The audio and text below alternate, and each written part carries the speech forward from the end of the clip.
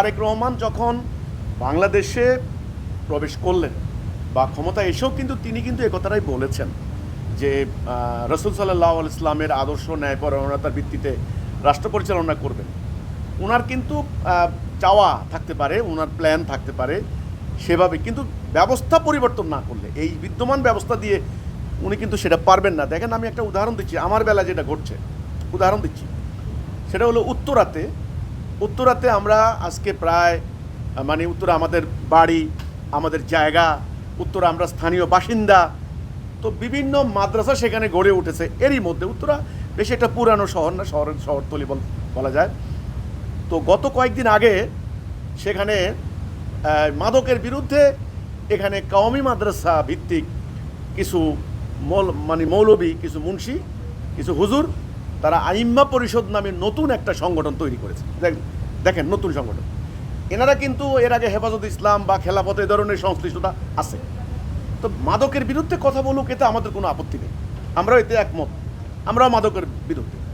কিন্তু দেখলাম অনুষ্ঠানটার আয়োজন হয়েছে মাদকের বিরুদ্ধে, ঘন্টার পর ঘন্টা হিজবুত তাওহীদের বিরুদ্ধে মিথ্যাচার, হুমকি, প্রোপাগান্ডা ইত্যাদি করা হয়েছে। আচ্ছা, সেটা বিএনপির যে এমপি আছেন ওখানে, ওনাকে প্রধান অতিথি করা হয়েছে।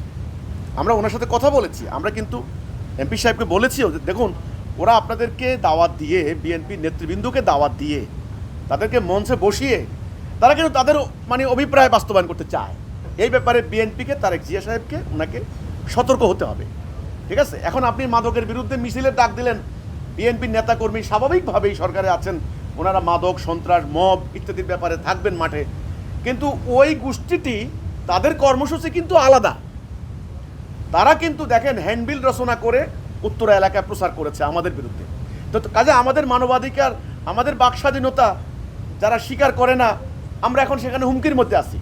যে কোনো সময় সেখানে একটা মব হতে পারে, যেটা আমরা বলি নেই সেটা আমাদের নামে তারা হ্যান্ডবিল রচনা করে দিতে পারে।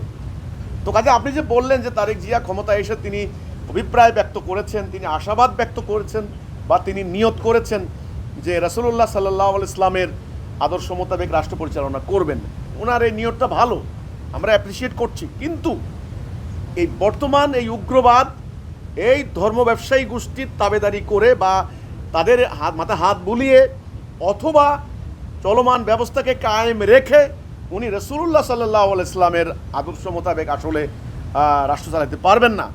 ওনাকে ব্যর্থ করে দেওয়ার জন্য এরা চেষ্টা করবে, নানান দিক থেকে চেষ্টা করবে। ওনার অভিপ্রায় ভালো, বাট সিস্টেম পরিবর্তন করতে হবে। আমি আমার নিজের বেলায় বললাম উদাহরণটা, এখানে বিএনপি নেতৃবৃন্দকে মনে রাখতে হবে যে উগ্রবাদী গোষ্ঠী, ধর্ম ব্যবসায়ী গোষ্ঠী কোনোভাবেই আপনাদেরকে যেন ব্যবহার করতে না পারে। আপনাদের রাষ্ট্র ক্ষমতা, রাষ্ট্র শক্তি, জনগণ আপনাদেরকে ক্ষমতা দিয়েছে, জনগণ দেখবে এখন। তাদেরকে আপনারা যদি মনে করেন যে এদের অনুকূলে কথা বলে এরা যা চায় আপনিও মঞ্চে দাঁড়িয়ে সে দুটো কথা বলে আসলেন, তাহলে কিন্তু সেটার ফলাফল, সেটার ইফেক্ট কিন্তু ভালো হবে না। আমার মতো লোক, আমাদের মতো, আমাদের মানবাধিকার লঙ্ঘিত হবে, বাক স্বাধীনতা লঙ্ঘিত হবে। এরা হলো এই উগ্রবাদী, ধর্ম ব্যবসায়ী, মব সৃষ্টিকারী, সাম্প্রদায়িক অপশক্তি। এরা সবসময় ক্ষমতার কাছে থাকতে চায়, ক্ষমতাসীনদের নেক নজরে থাকতে চায়, কারণ এদের অনেক স্বার্থ আছে, এদের অনেক ধর্ম বাণিজ্য আছে। এটা একটা সিন্ডিকেট কিন্তু। ঠিক আছে, আপনি ধর্ম ব্যবসার বিরুদ্ধে কথা বলবেন, ওরা আপনাকে কাফের, নাস্তিক, মুরতাদ, শয়তান, ইয়াহুদির দালাল, ইসলামের শত্রু, কোরআনের শত্রু ইত্যাদি ট্যাগ লাগাইয়া, ট্যাগিংয়ের পলিটিক্স কিন্তু বাংলাদেশে কিন্তু এই পলিটিক্স চলে, কিন্তু খুব খায় এদেশের মানুষ। একবার হয়েছে রাজাকার রাজাকার রাজাকার, ট্যাগিং ট্যাগিং, আবার হয়েছে, এখন হচ্ছে জুলাই যোদ্ধা জুলাই যোদ্ধা, এরপরে হচ্ছে মুক্তিযোদ্ধা মুক্তিযোদ্ধা, এই সিস্টেম চলে কিন্তু বাংলাদেশে।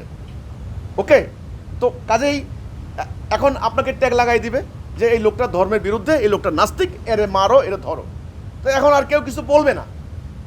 তো এই জন্যে এই আপনি যেটা বললেন, যেটা কারা, এরা হলো উগ্রবাদী, ধর্ম ব্যবসায়ী, ধর্মকে নিয়ে যারা অপরাজনীতি করে, স্বার্থ উদ্ধার করে, এই গোষ্ঠীটা। এই হচ্ছে কথা। এরা কিন্তু ধর্মের আসল শিক্ষা ধারণ করে নাই, কোরআনের আসল মেসেজ এরা কিন্তু ধারণ করে নাই। খালি লেবাস তো ধর্ম না। আমি করতে একটা লম্বা করতে গায়ে দিলাম, আর আমি আরবিতে সুন্দর করে ওয়াজ করলাম, আর মিথ্যা কথা বললাম, কোরআন ব্যবহার করে বান্ডালে বান্ডালে টাকা কামাই করে খাইলাম, এটা কোনো ধর্ম না।